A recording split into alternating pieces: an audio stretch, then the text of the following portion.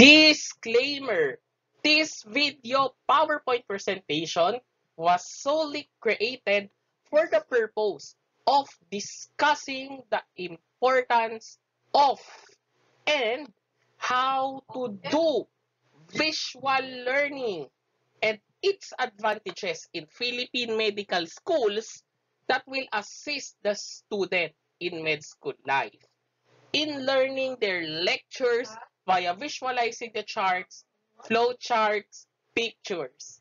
The pictures here are taken from various books used only to demonstrate the benefits of active learning.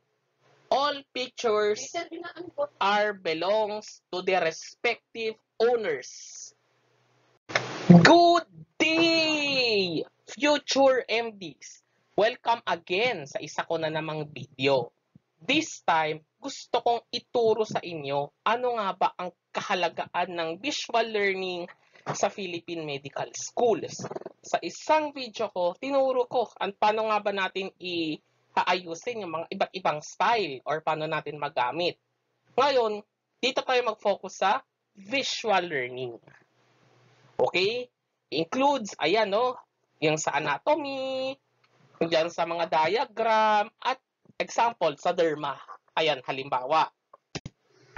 Okay, ano nga ba ang visual learning? Ayon sa educationplanner.org, ito daw, natututo ka via seeing pictures. O kaya minsan sa YouTube, yung mga video na pinapanood natin. Ibig sabihin, pag tumitingin ka sa mga diagram, tingnan nyo sa mga libro, may mga diagram doon, natututo ka doon. Mas matatandaan mo rin yung concept. Okay? And gamitin mo na naman yung concept na yan for active learning and correlate sa ibang subject. Yan. Okay? Minsan, para sa active learning pa, dinodrawing mo pa. Lalo na anatomy, yung iba, dinodrawing pa. To visualize it better. Okay, may mga iba't ibang kasing klase ng mga learning. Sabi ko nga sa isa kong video, may visual. Isa doon yung visual, yung mga nakikita nyo. Or pwede kang magbasa, yung mga text heavy, usually sa mga textbook. Ayan, o kaya ang mga mahihilig mag-summary dyan o mag-trans na active learning method yon. O kaya auditory, yan. Kailangan mong sabihin para matandaan mo. Kinesthetic, kailangan mong kumilos, may gist. Sa akin kasi, again nga, sa case ko, sama-sama yung apat na yan. Yung apat na yan, yan ang learning style ko. Pinaghalo-halo sila. So, at least ang benefit, yun din ang gusto ko sana ma-practice ninyo. Mapaghalo-halo nyo itong apat kasi ang promise, yung advantage nito sa medical school life ninyo, ang dami kasi. Lalo na, example, nag-visual ka and then ino-auditory mo pa, naintindihan mo. And then kinesthetic, ginaglagyan mo ng gist mo habang binabasa mo, at least, naintindihan mo yung mga topic, not just the mere of memorizing lang. Kasi pag memorize mo nga, passive learning lang yan. Wala kang makukuha dyan. Hindi tulad ng iniintindi mo, nire-rewrite mo, active learning, mas mahaba ang retention. Okay. Again nga, yung visualize kasi, mas madali mo nga siyang matandaan. Okay? Disadvantage, spend more time paying attention to details, yun nga lang. Pero, pag sanay ka kasi, pag sinanay mo ng sarili mo, advantage. Kumbaga, benefits over the disadvantage kasi ang nangyayari. Kung kaya auditory, able to absorb in lecturing learning. Ayan. Mga lecture pa lang, nakinig ka, tapos inintindi mo na, tapos binasa mo na naman. Tapos pwede mong gawa ng trans, you can sort the information. Yan nga, kailangan mo ng lack ng mga solving ng problem. Pero kasi, again, if masanay ka, benefits takes over the disadvantage na naman. O ayan, mga demonstrations, o kaya yung mga gist mo lang na ginagalaw-galaw mo lang yung mga kamay mo. Kinesthetic yun. Difficulty concentrating, yun nga lang. Onlong. Pero pag nasanay ka, benefits na naman over the risk ang mangyayari. Okay, tingnan natin ano nga ba ang ibig kong sabihin. Halimbawa, sa muscle, makikita niyo yung mga nerve dyan, di ba? Sa innervation. tingnan nyo yung ganyang mga view, yung mga cross-sectional view. May mga common na mga artery, ano ba yung mga common na mga nerve, halimbawa, di ba? Para mapaggrupo nyo sila agad-agad.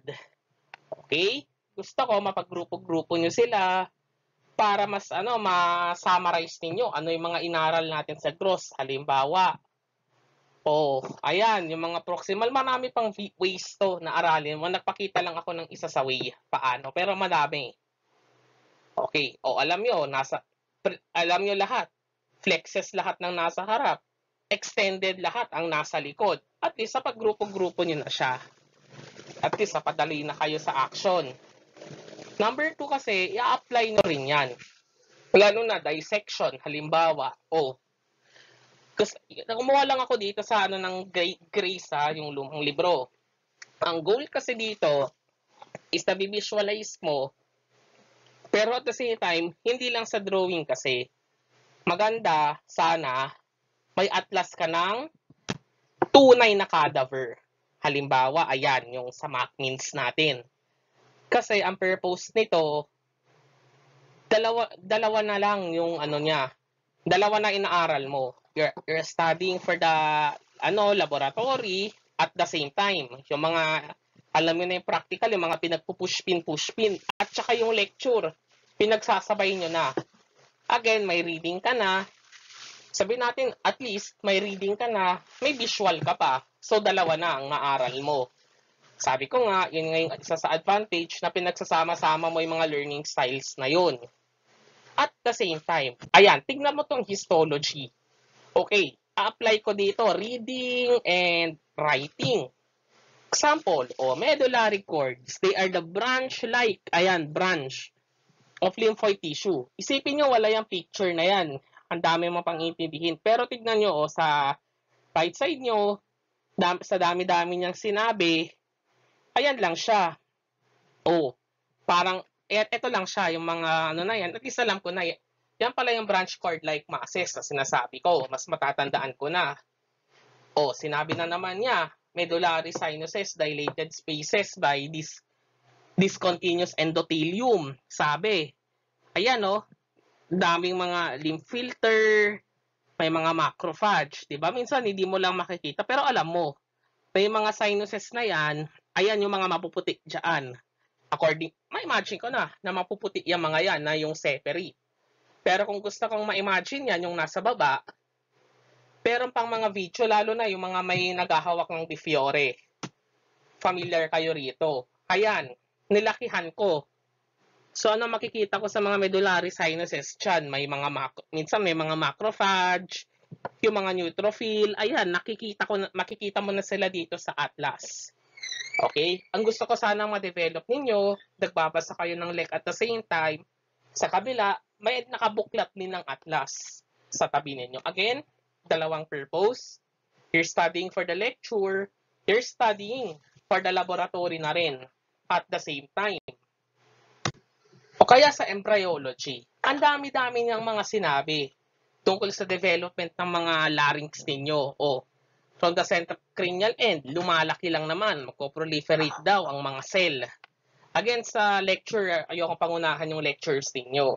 Pero ang gusto ko lang sabihin, pag nasa embryology na kayo, wag lang yung mga notes ang Ideally sana, basahin nyo yung kwento as if nagbabasa kayo ng storybook.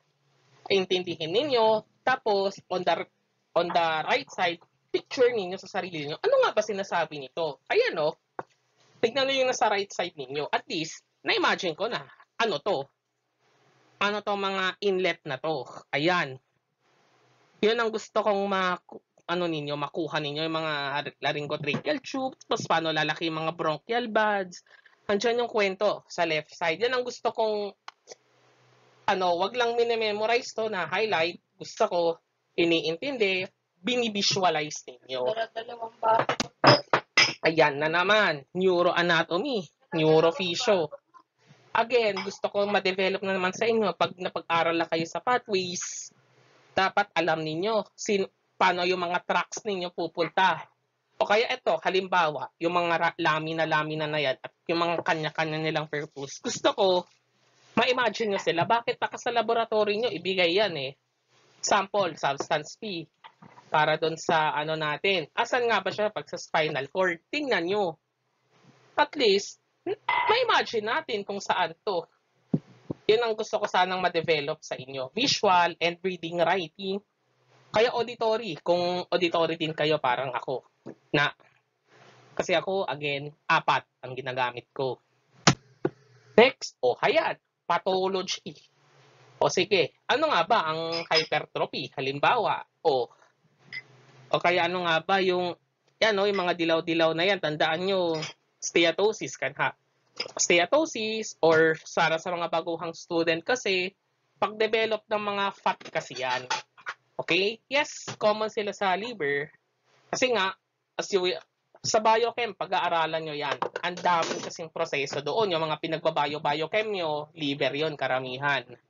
Pero dito sa muscle kasi, isipin nyo, may mga cycle din dyan, may mga fat din dyan.